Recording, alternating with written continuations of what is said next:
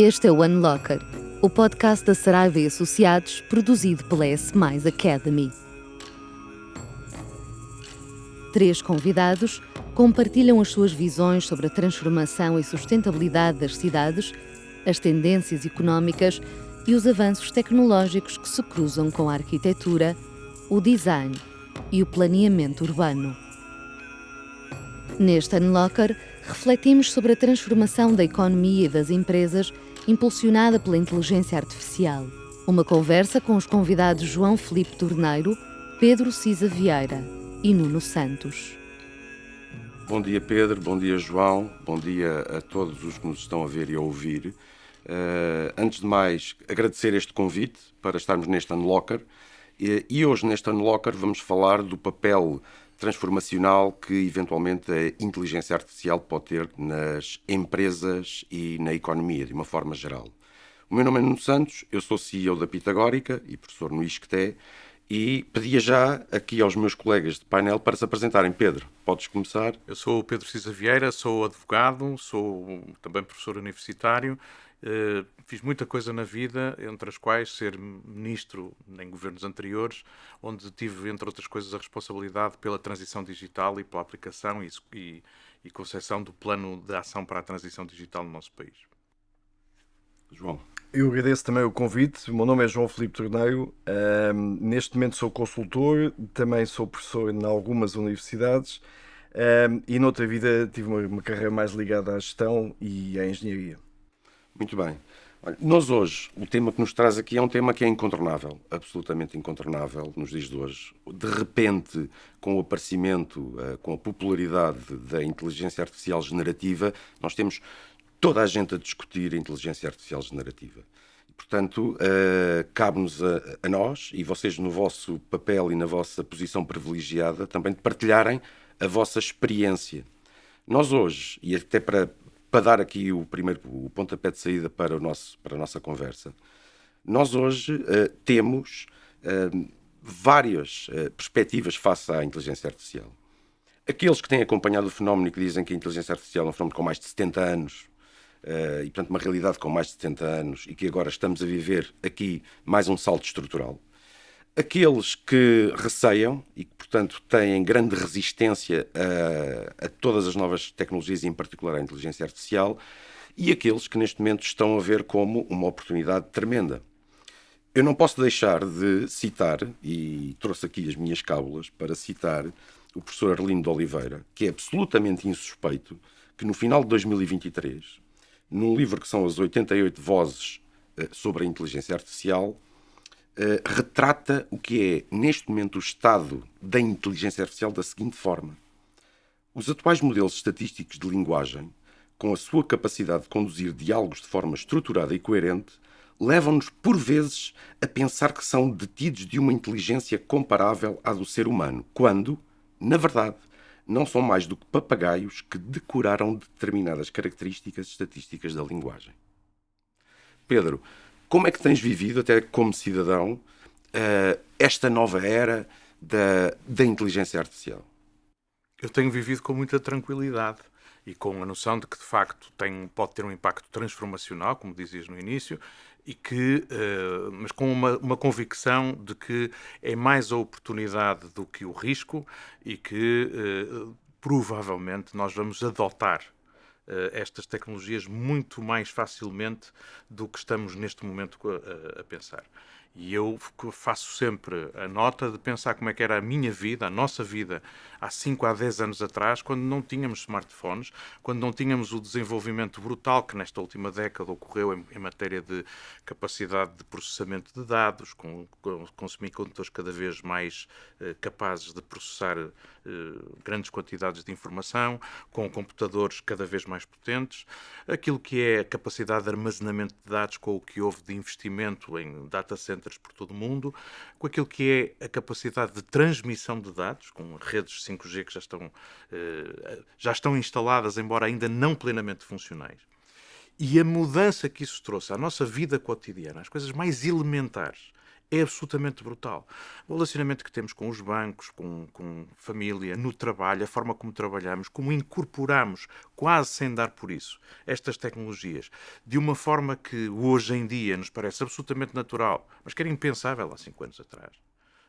Isto deixa-me relativamente tranquilo quanto à capacidade que a sociedade vai ter de se adaptar a isto, mesmo os trabalhadores no posto de trabalho.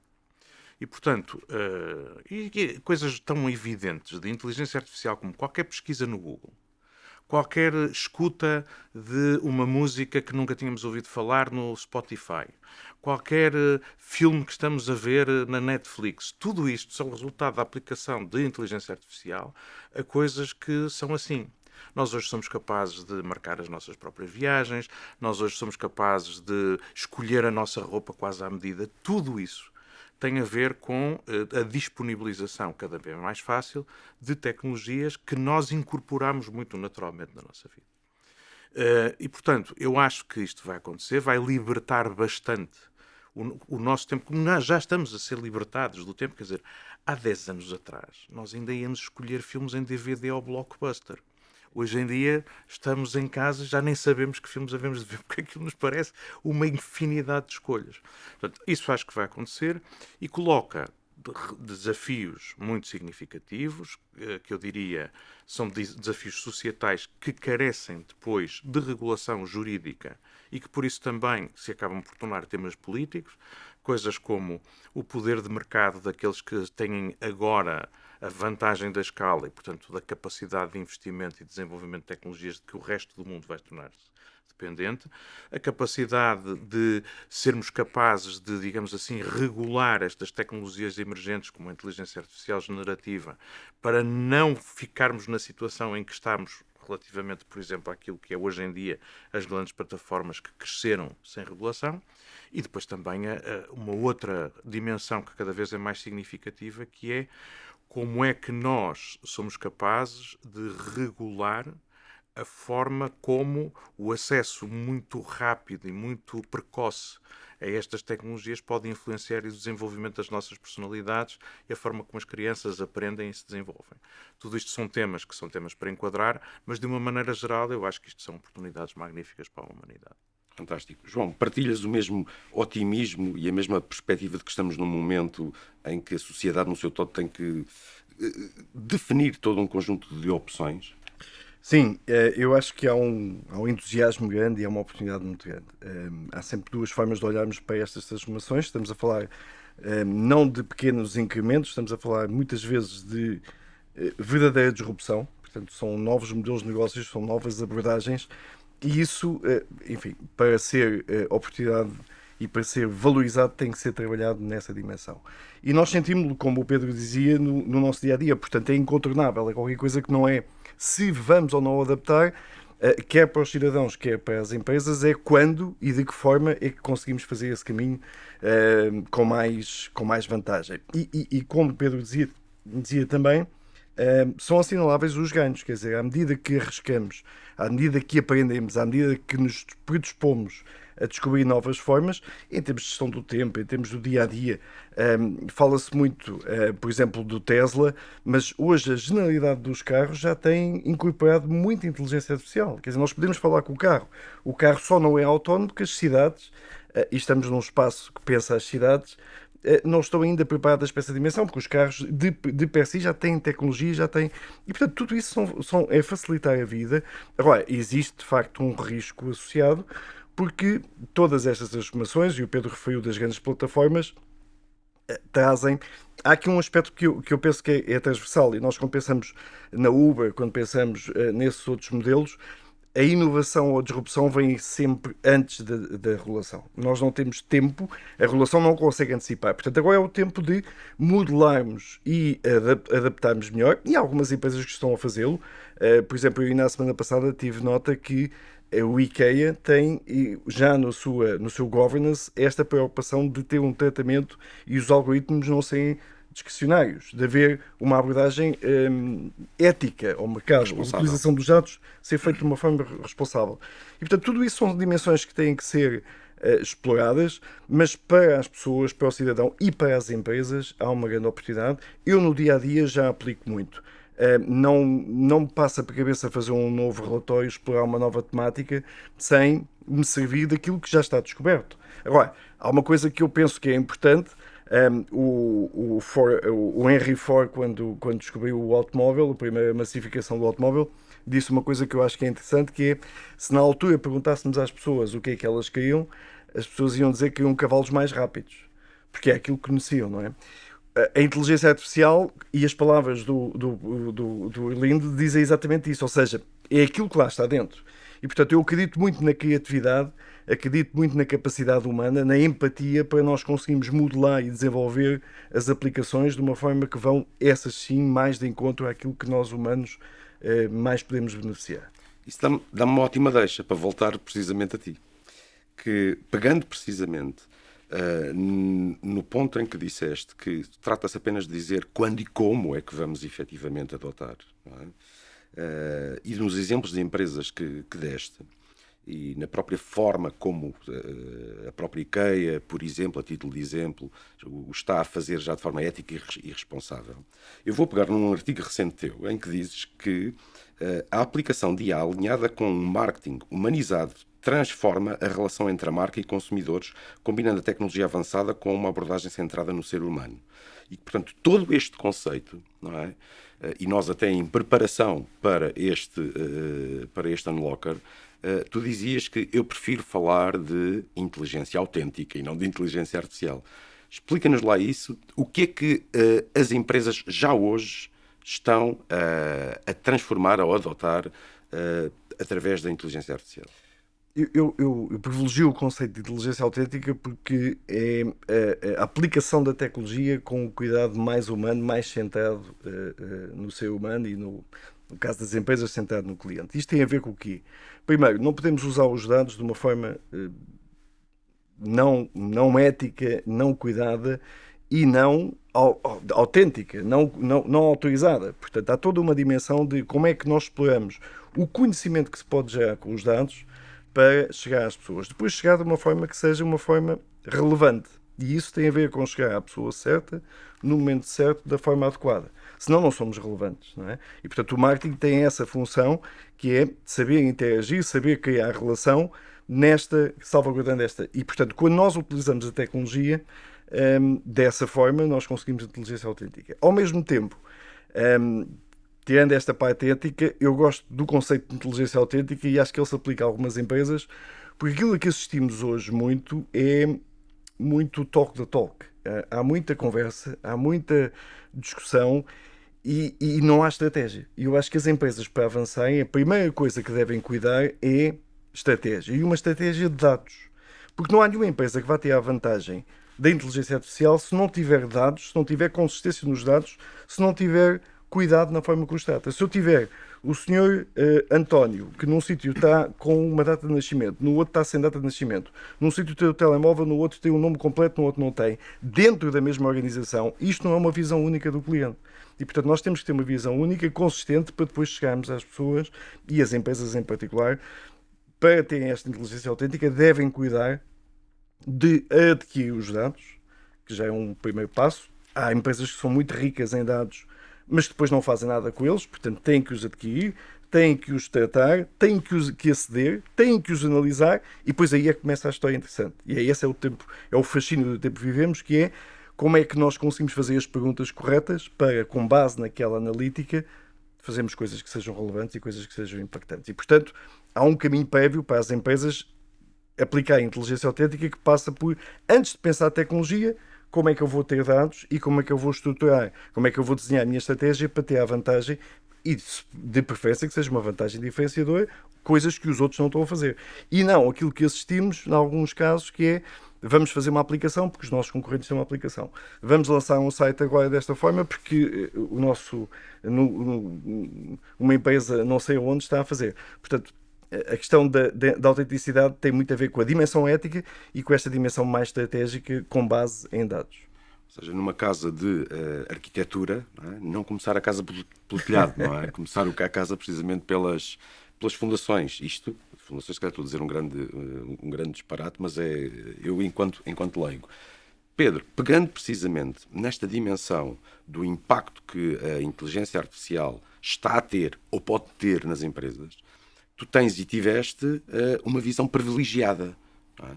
O que é que, efetivamente, a IA está a fazer já hoje nas empresas? E, particularmente, podemos olhar para o que são os casos até mais nacionais, ou seja, muito de forma que nos são mais próximos. O que é que tens testemunhado? Tenho dois níveis muito interessantes. A primeira é que as empresas utilizam já muito mais a inteligência artificial do que aquilo que têm consciência. Todas as empresas que têm aplicações da Microsoft estão a usar a inteligência artificial. Todos os postos de trabalho que neste momento já têm respostas que pedem ao Outlook para preparar respostas aos e-mails, que para ajudar a fazer relatórios, para ajudar a analisar textos, etc. Tudo isso já estão a utilizar a inteligência. Para completar uma frase que se está a escrever no telemóvel, já estamos a utilizar a inteligência artificial muito mais do que aquilo que temos a noção. Mas, obviamente, o nível a que o João se estava a referir é um nível muito mais avançado. Eu acho que há 3 ou 4 coisas importantes. A primeira é que o grande desafio é mesmo um desafio de gestão, porque não vale a pena fazer grandes investimentos em tecnologias, em sistemas, em aplicações, sem se perceber para quê. E por isso eu acho que a ideia de empresas cada vez mais capacitadas do ponto de vista da sua gestão vão, obviamente, perceber e que estejam também sensíveis às inovações que o mercado vai oferecendo, também têm muito mais disponibilidade para perceber de que forma é que podem ganhar com o investimento em tecnologia. A segunda coisa é esta. Ela já está a ser utilizada em muitas coisas. E não é só na parte digamos assim, do relacionamento com o cliente, do conhecimento daquilo que são os clientes, da relevância e da melhoria de serviço que podemos dar aos clientes. Mesmo da parte interna de operações, de produção, é absolutamente impressionante o que já se vai fazendo. Aliás, em Portugal, por exemplo, no setor industrial, nós temos já muita capacidade instalada no setor académico e mesmo no setor produtivo em matéria de tecnologias de produção aplicadas à indústria que, com ganhos brutais, a análise de dados sobre processos produtivos permite melhorar muito os processos industriais, etc., processos da logística. Não é possível. É possível, com a inteligência artificial, extrair muito mais dados daquilo que já uma empresa faz e melhorar eficiências de formas absolutamente brutais. E depois, finalmente, de facto, esta coisa de negócios novos que vão surgir por razão da utilização de tecnologia. E há algumas histórias que nós conhecemos. A Uber, quem funda a Uber não é um tecnólogo, mas percebe apenas que, se calhar, as tecnologias disponíveis permitem fazer uma coisa, responder a uma necessidade de uma maneira que ainda não estava pensada. Essas coisas vão acontecer e, portanto, eu acho que isso é importante e tenho a noção que, neste caminho, as empresas que não forem capazes de perceber de que forma conseguem tornar-se mais relevantes para os clientes e melhorar os seus processos utilizando as tecnologias, por um lado, e as empresas que continuarem agarradas a modelos de negócio e processos produtivos do passado, vão ficar para trás. É esse o impacto sempre que tecnologias disruptivas têm no contexto. Mas eu, pessoalmente, estou muito confiante na economia portuguesa, porque se há país europeu que passou por choques brutais nas últimas décadas, foi Portugal. E quer dizer, os choques, porque a economia portuguesa foi passando, choques de mercados externos, choques de financiamento, choques que levaram a uma alteração profunda do perfil de especialização e da forma como as empresas que sobreviveram nos setores tradicionais funcionam, preparou-nos muito bem para tudo aquilo que possa ser inovação. Muito bem. Eu, aliás, inclusive, tendo aqui uma inconfidência, ainda ontem partilhava com um colega, ontem à noite, e ele fazia a seguinte comparação, que é um pouco isso que dizias. Esta nova vaga tecnológica assemelha-se, por exemplo, a um grande choque estrutural, como foi a criação de novas vias de comunicação, novas estradas, que desviaram completamente o trânsito da Nacional 1. Os negócios que não anteciparam, pois, definharam, desapareceram. Portanto, a não adaptação ou não adoção Portanto, a não percepção do contexto em que nós estamos, e creio que partilhamos todos essa perspectiva. Um outro aspecto, que uma vez que estamos a falar do impacto nas empresas, o impacto na economia no seu todo, um outro aspecto que poucas vezes é abordado do ponto de vista académico, muitas vezes, é o impacto que a inteligência artificial pode ter numa perspectiva mais macro na economia e na sociedade. Aqui temos muitos pontos em que poderíamos discutir. Eu, se calhar, vou começar naquele que é o mais evidente e o mais popular, que é precisamente no emprego.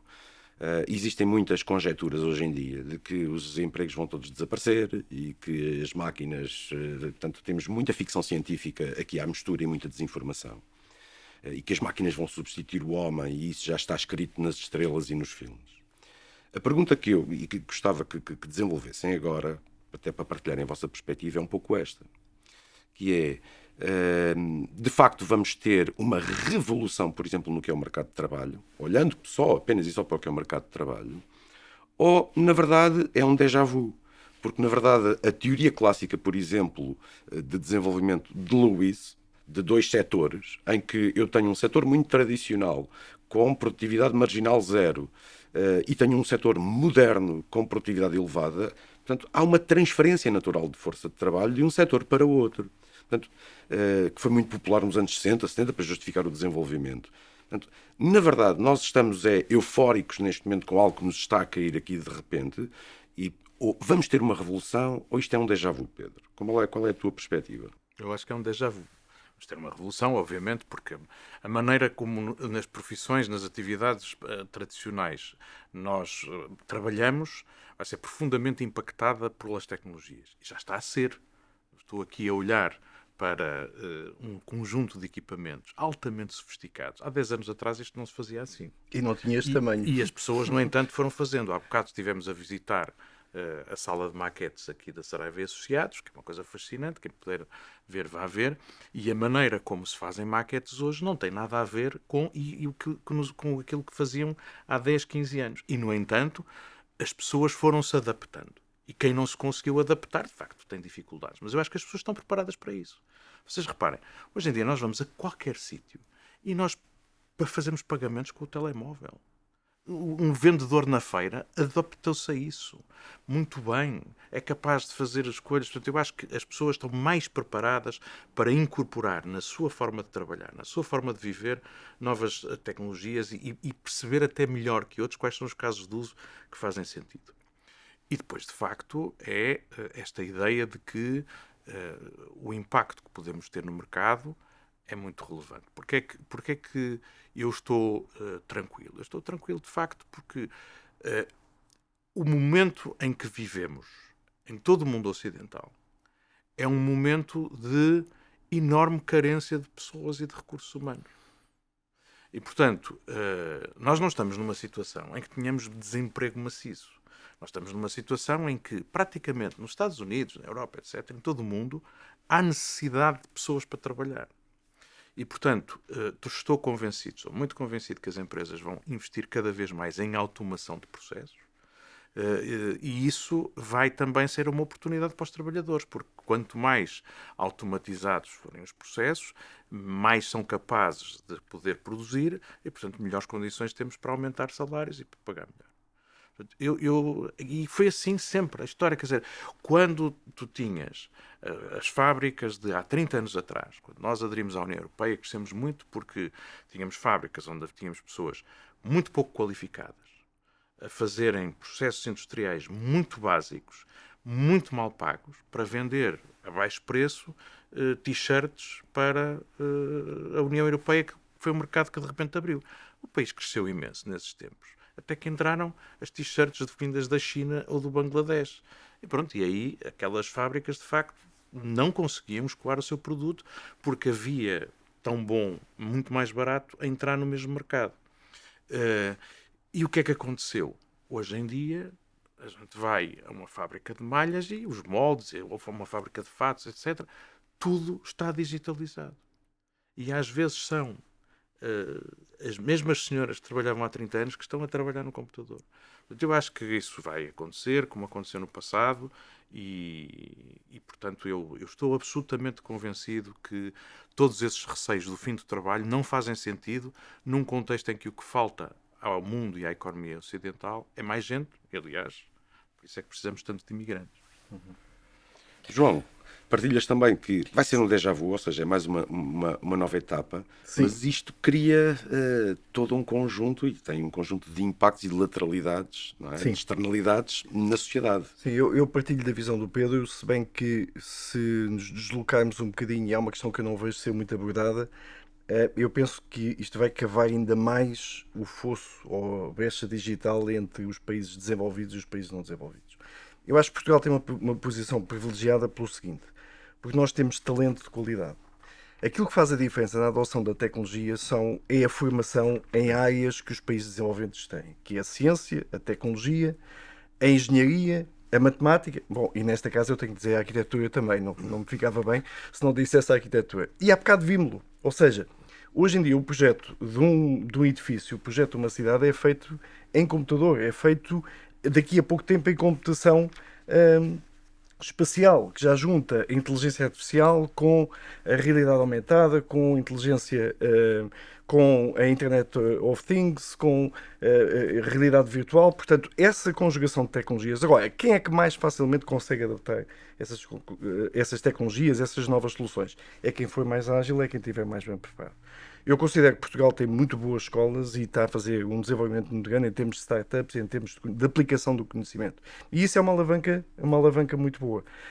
Porque nós temos boas escolas de engenharia, temos boas escolas de tecnologia, temos boas escolas de ciências e portanto, temos capital humano. É só aproveitá-lo, é só não deixar, sabendo também que hoje, e isto é um estudo recente da PwC, eles verificaram que já há uma diferença no pagamento entre quem aplica as competências que aplicam a inteligência artificial versus outras. Eles chegaram a uns 20%. Portanto, também há uma atração no talento para os mais capazes poderem ter vantagem. Portanto, eu tenho uma perspectiva otimista e acredito que as empresas, tal como nos anos anteriores fizeram um salto de uma base mais, digamos, primária para uma base tecnológica, hoje o nosso país tem todas as condições para poder dar esse salto. Acho que é importante, do ponto de vista das empresas, pensarem em alianças e não reinventarem a roda. Ou seja, há parcerias, seja com instituições académicas, seja com centros de investigação, seja com outras empresas, com startups. Porque a forma de, por exemplo, nós evitarmos uma disrupção como aconteceu nos táxis, não é dizemos que pedir ao governo ou pedir a uma instituição qualquer para tomar conta do modelo de negócio que existe. O Pedro há bocado tocou na questão, eu partilho integralmente da visão, como é que nasce uma solução como a Uber. É porque alguém só pôs a olhar para o mercado e ver insatisfações que não estavam, não é em Portugal, é no mundo todo, não estavam a ser cauteladas. E, portanto, havia um conjunto de pessoas que queriam soluções diferentes. E aparece um modelo de negócio completamente diferente. E depois, o que é que vamos agora fazer? E não estou a defender essa plataforma, pelo contrário. Sabemos que há muita gente empregada nessas plataformas que é maltratada, que não é capacitada e que não ganha, se calhar, não é bem remunerada. Portanto, não estou a defender o modelo, estou a dizer que temos que nos preparar para, antecipadamente, darmos espaço à inovação e ao desenvolvimento de novos negócios. Eu acho que Portugal, pelas competências que tem, no que diz respeito, voltando à questão do emprego e do talento, acredito plenamente no potencial que temos. Isso dá-me aqui já força. Pois, eu só ia dizer que todas estas realidades também vão exigir regulação diferente, não é? Ou seja, não era quando passamos a deixar de andar de carroça, passamos a andar de automóvel e de repente o número de automóveis explode, começa a ser necessário escrever o código da estrada para se saber se circula pela direita ou pela esquerda, como é que se fazem ultrapassagens, etc. E aquilo que nós estamos a ver também é que a regulamentação, a legislação que se adaptava a sociedades e a tecnologias que funcionavam a um outro ritmo e com outras, não são adaptadas para estas coisas que agora funcionam muito mais depressa e levantando problemas muito diferentes. E por isso, eu acho que aquilo que se passou no setor tecnológico foi que, na ausência de regras, um conjunto de empresas muito rapidamente ocupou o espaço do mercado, foi ganhando acesso cada vez mais a uma base de clientes, a uma base de dados, etc. E a partir daí tornam-se, digamos assim, dominantes no mercado. E hoje em dia aquilo que se começa a perceber é que é preciso regular isso, porque eles acabam por fechar o mercado. Quer dizer, um operador económico que queira contactar com os seus clientes não pode deixar de passar por algumas destas grandes plataformas ou de recorrer aos serviços de algumas destas grandes tecnológicas que oferecem soluções e que são sempre soluções melhores do que aquelas que qualquer empresa consegue desenvolver por si. Portanto, o controlo do acesso ao mercado, o controlo da forma como se utilizam os dados por parte dessas empresas, o controlo da forma como determinados conteúdos podem fazer, as relações de trabalho que se podem gerar nestas. Tudo isto vai exigir nova regulamentação e isto vão ser problemas quando nós temos que regular coisas novas, problemas societários tão grandes, obviamente isto são problemas políticos. Dizer como é que regulamos o trabalho para as plataformas, dizer como regulamos, digamos assim, o acesso de empresas e operadores económicos às plataformas, os marketplaces que dominam efetivamente o mercado. Tudo isso passam a ser problemas que o poder político tem que legislar, e está a fazê-lo nos Estados Unidos, está a fazê-lo na Europa, e aí com grande tensão entre aqueles que, entretanto, se instalaram em posições de mercado fortes e aqueles que se sentem também perdidos no meio de um mercado que não controlam. Portanto, eu acho que esse é um problema muito crítico que as novas tecnologias vão exigir e que nós vamos ter que estar atentos. Portanto, para encerrar este ponto, a legislação. E uma outra coisa que cada vez vai ser mais exigida quando estamos a ver estas mudanças, que é a capacidade de pensamento crítico, de reflexão ética, se quiseres, de pensamento filosófico, também vão ser competências muito importantes no futuro. E eu ia pegar... Ou no presente, se calhar já. Não, eu ia pegar precisamente nisso, que era até com a vossa deixa. Eu fui recuperar aqui de um livro do ano passado, do final do ano passado, 2023, o Michio Kaku, que é um futurista, portanto, que diz muita ficção científica e muitas coisas muito interessantes e bem estruturadas, portanto tem uma narrativa muito interessante, mas essencialmente no seu livro Supremacia Quântica diz que nós ainda não estamos bem a ver o filme que aqui vem. Portanto, isto não é a história do bicho-papão, mas é uma realidade, que é a computação quântica não aprende por si. Mas quando combinarmos e quando começarmos a combinar a capacidade computacional que a computação quântica vem trazer com a inteligência artificial, portanto, vai haver um salto estrutural absolutamente tremendo. Portanto, isto só vai acelerar. E, portanto, tudo o que nós possamos fazer de perspectivas a 3 anos sequer são conjecturas, pura e simplesmente. E a minha questão é se nós hoje, e pegando precisamente neste cenário de futuro, se hoje, a nível de iniciativa privada, a nível micro, de empresas, se até a nível de políticas públicas, nós estamos a criar o quadro, se estamos a fazer as coisas certas. Mais importante do que fazer bem, fazer as coisas certas. Estamos a criar um quadro de desenvolvimento para capitalizar precisamente esta vaga tecnológica, sim ou não? De uma forma simples. João, o que é que as empresas deviam de estar a fazer já hoje? Onde é que deviam de estar a apostar? Ou o que é que nós, enquanto sociedade, de uma forma geral, devíamos estar a discutir? No que diz respeito às empresas, aquilo que eu acho que hoje é, eu diria, até atrevo-me a dizer mandatório, é fazer mais perguntas e perguntas mais relevantes. O Pedro há bocado falou na Blockbuster e na Netflix. Não havia ninguém que chegasse à segunda-feira em Portugal, no outro dia, quer que fosse entregar um DVD, que não fizesse a mesma pergunta. Olha, eu vou entregar, tenho que pagar 2 euros de taxa. Mas porquê que eu tenho que pagar 2 euros? Toda a gente fez esta pergunta. E houve um senhor, fundador da Netflix, que além desta pergunta fez outra. E se eu descobrisse um modelo de negócio, que é eu tenho um clube de vídeo que se gere como um ginásio. Está aberto 24 horas, as pessoas entram as horas que querem, veem, tal como no ginásio, utilizam as máquinas que quiserem, fazem, e acabou. Pagam uma mensalidade por mês. E nós sabemos o que é que aconteceu ao Blockbuster e o que é que aconteceu à Netflix. Não é? Porquê? Gastas essa pergunta e concebeu um modelo totalmente diferente. Portanto, para as empresas trata-se muito mais de não ficarem agarradas ao seu sucesso, e às vezes as empresas que têm os melhores produtos e os melhores serviços são aquelas que estão estão mais agarradas, porque têm confiança, porque o mercado é bom, os nossos engenheiros são bons, os nossos designers são bons, Está estragado, têm vendido, pronto. E o cliente é que não está a perceber. E sair dessa perspectiva conservadora... Não há regiões de conforto. Não, exatamente, ir para o mercado e ouvir o que é que as pessoas querem. E lá está, partimos outra vez. Não é pura e simplesmente opiniões, estamos a falar é de perceber as atitudes. Outro exemplo, porque é que, por exemplo, as empresas de desporto, as Adidas, as internacionais, a Nike, passaram de vender apenas aparelhos desportivos ou de vestuário e calçado para disponibilizar todo um conjunto de gadgets e todo um conjunto de aplicações? Porque eles hoje sabem as vezes que as pessoas correm, em que sítios é que correm, que distâncias, com que tempo, e depois criam um incentivo.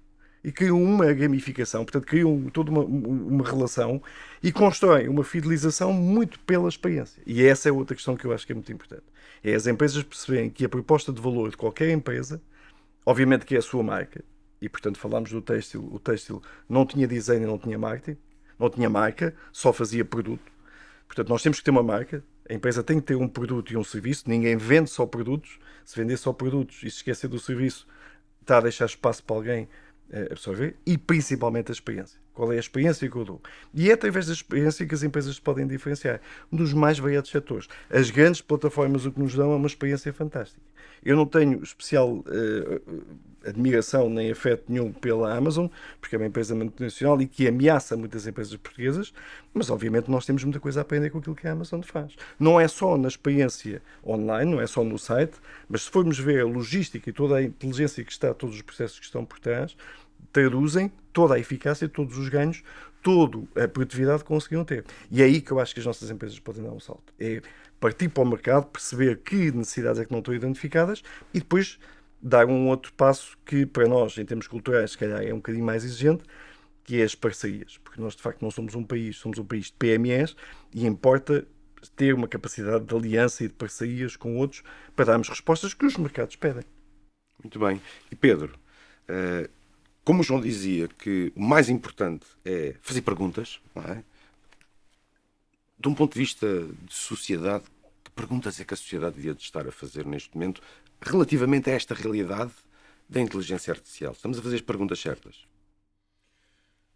Eu acho que estamos a fazer muitas perguntas, não é? Portanto, devemos de as fazer. Quer dizer, o grande receio que tu vês é o potencial que a tecnologia tem de um crescimento exponencial da capacidade de processamento de dados e de, com isso replicar ou até ser mais sofisticado, mais capaz do que a própria inteligência humana, é um medo horrível. É um medo que nos assusta desde há várias décadas, desde que começámos a pensar como possível a ideia de que robôs inteligentes podem dominar o mundo.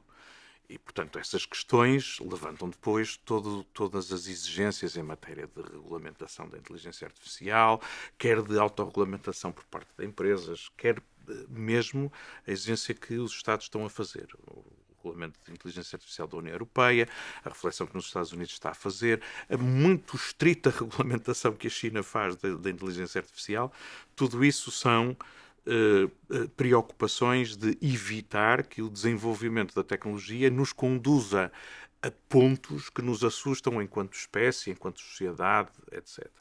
Mas é, obviamente, estar a correr atrás do prejuízo. E, aliás, vocês lembram-se que ainda há uns tempos atrás, o ano passado, um conjunto de cientistas e tecnólogos associados à inteligência artificial fizeram um apelo à paragem do desenvolvimento para se poder refletir e perceber quais eram as coisas. Eu acho que essa pergunta é importante e temos que sempre ter essa consciência. A outra é como é que nós, como sociedade, criamos as condições para que todo este potencial de tecnologia acabe por servir, digamos assim, a humanidade e as nossas aspirações básicas como seres humanos.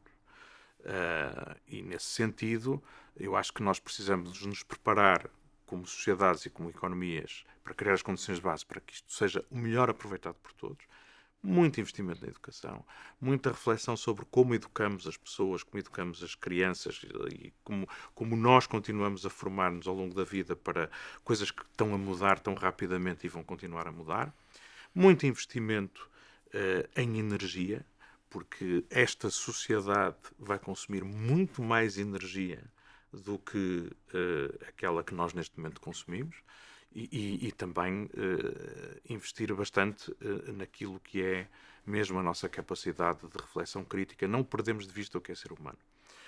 Vamos ganhar tempo disponível. O que é que vamos fazer com isso? Vamos ficar parados à frente de um ecrã? Vamos ficar fechados na nossa bolha sem interação?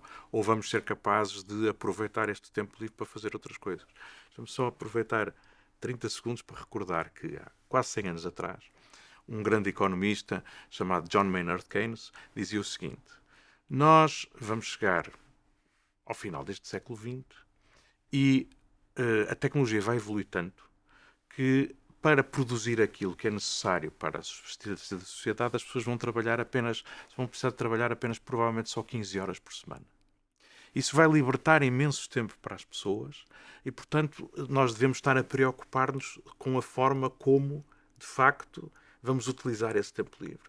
Vamos utilizar para cultivar o espírito, as relações sociais, etc. Era uma preocupação que ele tinha. A verdade é que aquilo que aconteceu é que, de repente, nós, de facto, temos muito maior produtividade do que tínhamos há 100 anos atrás, mas não estamos a trabalhar 15 horas por semana. Não. Mas esta ideia de que isto liberta tempo, é saber se usamos o tempo libertado pelas tecnologias para produzir ainda mais, ou se usamos para outros fins e quais, e que sociedade queremos ter, também são perguntas que temos que nos fazer a nós próprios e como comunidade. Bom, o nosso tempo chegou ao fim. É uma pena, porque estávamos aqui a falar deliciosamente durante horas. Fazendo assim, numa sinopse, um resumo muito simples. Eu julgava que era uma pessoa otimista, vocês batem-me aos pontos, de facto, porque as perspectivas são muito positivas. E acho que partilhamos todos partilhamos a ideia otimista de que esta nova vaga tecnológica traz mais oportunidades do que ameaças e riscos, não é? Portanto, falámos de muitas coisas, de monopólios de dados, dos monopólios de dados em que temos que refletir sobre eles. De facto, na transição que estamos a falar de muitos déjà-vus, portanto, que não vão ser necessariamente alterações estruturais da forma em que nós, agentes económicos, funcionamos. Eu não resisto, aqui mesmo em jeito de fecho, e antes de nos despedirmos, de fazer outra citação. Fui recuperar, a propósito, uma vez que estamos a falar de inteligência artificial, fui recuperar um livro hilariante, absolutamente hilariante, do Vítor Rodrigues, dos anos 90, que é a Teoria Geral da Estupidez Humana. E fui à definição. Não sei se conhecem, mas a definição é a seguinte: a estupidez não é a ausência de inteligência, é a resistência ativa à inteligência. Portanto, lá está. Com isto nos ficamos. Eu não resisto a passar esta citação. Quero agradecer uma vez mais a vossa presença, à Saraiva e Associados, e até ao próximo Unlocker. Este foi o Unlocker de hoje.